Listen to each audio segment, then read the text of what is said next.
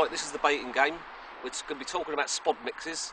I'm here with my old mate Dave Fuidge, and we're just going to sort of see, you know, contrasting spod mixes, the differences you can put in the spod mixes, and how things have come along. So we're going to have a look at Dave's spod mix. I know you've got some interesting little goodies in there, Dave. Yeah, well, towards the end of last season I started using, it's the innards of hemp. It's literally de-shelled hemp. I think it's one of the greatest things, you know, in bait advance for spod mixes for the last 5-10 years. I had a lot of fish on it last year and really raving about it. And I'll show you how to prepare it. I'm going to pour into a bucket about 2 kilos. I'm going to need to add some water to this now to get it milked up. Is that what the water does? It just literally What we do is we'll quite a bit of water as well. Yeah, yeah, there's about 2 litres of water gone into that. Right. Just going to swish it all around. I'm going to want to use a bit more water. What I'm going to try and do is get it into not too much of a sloppy mix. But get it just, I'm going to add a few more dry ingredients later, which will also absorb that water up. So it looks quite spongy. I mean, you could probably put that in a stick mix.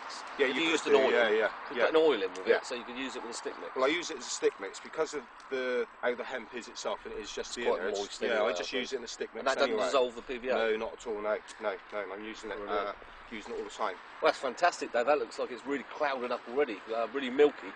Yeah, what I'm going to do is just keep rubbing it in between my hands, just to get all the juices out. Is that a fetish, or? Well, yeah, it could well be. And let's do this. Let's do a fair bit of this. So a little bit more water.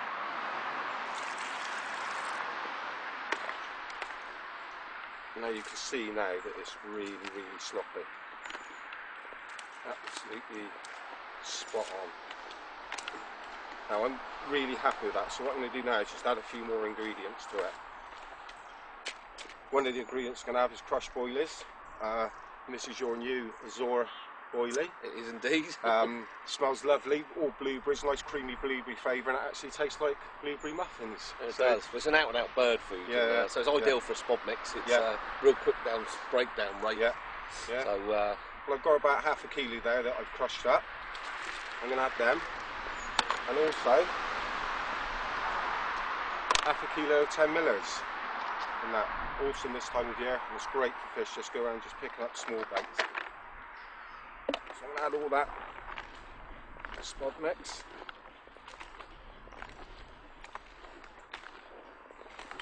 Give it a good old mix up.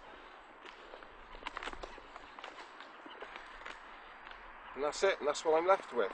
Really creamy, really milky, cloudy bait. I think when you spod that out, you get scents right from the top of the surface right down to the bottom of the lake bed.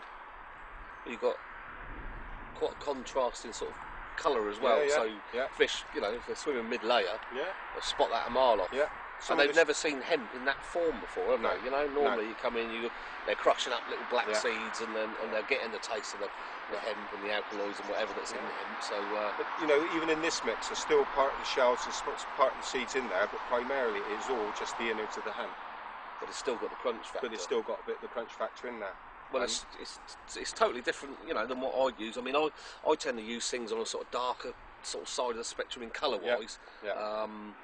Primarily fishing, you know, I don't normally fish for loads of fish, so I'm fishing for, you know, a big fish. You know, so I want sort of a darker coloured bait.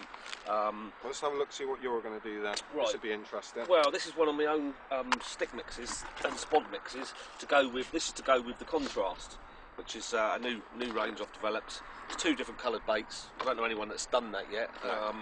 So this is contrast spod mix. Basically, it's got lots of tuna meal, sardine, mackerel, and pellet. So basically, as you can see, that's a very sort of dark. It's a dark mix, but you've still got the little yellow flecks in there. So all I add to that, I can smell that from here. You can smell the contrast. So what I normally do is add in. This gives it the probably about half a tub of the Indus salt and pepper hemp. It's good for the profile. Salt and pepper. Just mix that around. and I mean, it's pretty much it's prepared, ready to go. As you can see, I mean that's a real dark mix, but that's using whole hemp. But it still looks similar, like you know the little shells to yours. And then also, I don't put as many as you do, Dave, into the. I'd probably put 1/4 kilo into the spod, 10 millers. Mix that in, and if you know, once we get past the spring, I'll use the this is an amino dip for the contrast. So it's a real sort of oily dip, and I'll put in, as you can see, it's real thick, and that's got a liver amino of fish sauce in it. And just mix that in, and that just gives them the signal that'll be coming up from the lake bed. It's not so much about clouding up the water, but that's it. And that's, you know, that's a real dark mix. Yeah. So fishing over silt like I do, it blends in, but there's an awful lot of smell coming from that. You don't need to stick that in my nose. I just say that I can absolutely smell that, and it smells gorgeous. I think the thing with Spod-Mixes is that you can do anything to a spod mix. Yeah. I mean, if you want to put in like a tin of tuna, I did really well with that. Probably 10 years ago, putting tuna into my, I was putting it into my boilies and the spod mixes. Yeah. You know, so there's lots of things, little sardines in tomato sauce. Yeah. All sorts of things you can put into a spod mix that you can, you know, the beauty of a spod mix, if you use like a heavy mix like that, you can put in a liquid that will come up. You know, an oil, and they do, you know, and it just keeps up coming through the layers. So if the fish are swimming mid-water, it drags them down. That's the great thing about that hemp in there, because it will ping oils all the time. Yeah. Another thing which I use, and I know that you use it from time to time in your spod mix, is Red Bull. Red Bull, yeah. And I've used that on many occasions, and that's a really good additive for any spod mix. You just got to be careful on how much you put in. Yeah. You know, I mean, I know Frank Warwick uses Red Bull. I mean, I used Coca-Cola, the original full-fat Coca-Cola. Same sort of thing. It's got a lot of caffeine, taurine, which is what Red Bull's got, and that's what they're attracted to. So, but you just got to be careful how much you put in. You only want sort of probably, I mean, a small amount like that. You probably only want half a tin of Red Bull. You know, so yeah. Do you find though, would you put the Red Bull in on the soaking stage, or would you actually put it in after the bait's done?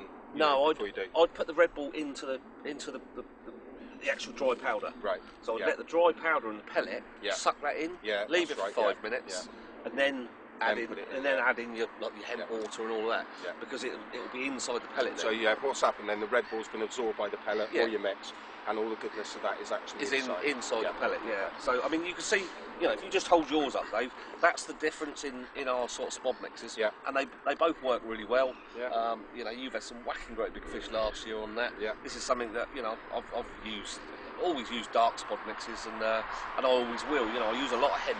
Yeah. Hemp's one of the key sort of ingredients for me. Carp just love hemp, you know. It's one of the it's one of the all-time favourites. It's probably one of the best fish attractors there is around. You know? It's just a massive problem. But I think the beauty of having boilies in there, like you've done the chopped boilies, and then I've done the 10 millers, is that you can vary up your hook baits. Yeah. You can do small baits, big baits, over spod, you know. And the ideal thing with a spod mix is don't just use sort of one ingredient like hemp.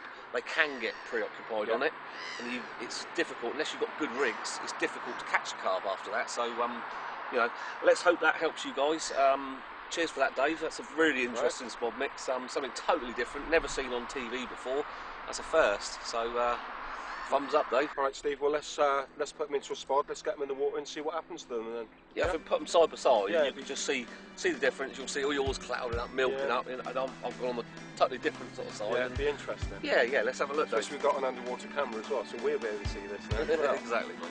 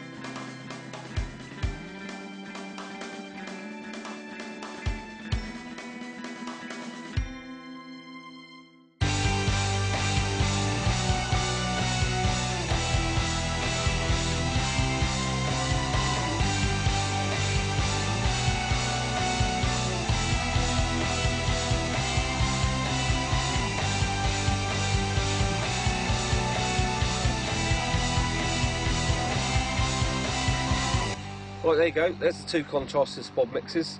You've seen Dave's, which is you know, very visual for a quick bite. Mine's sort of going, you know, aimed around bigger fish, much darker spod mix, and you see that underwater. So you know, get out and try these spod mixes, experiment, you know, and have fun doing it. That's what fishing's about.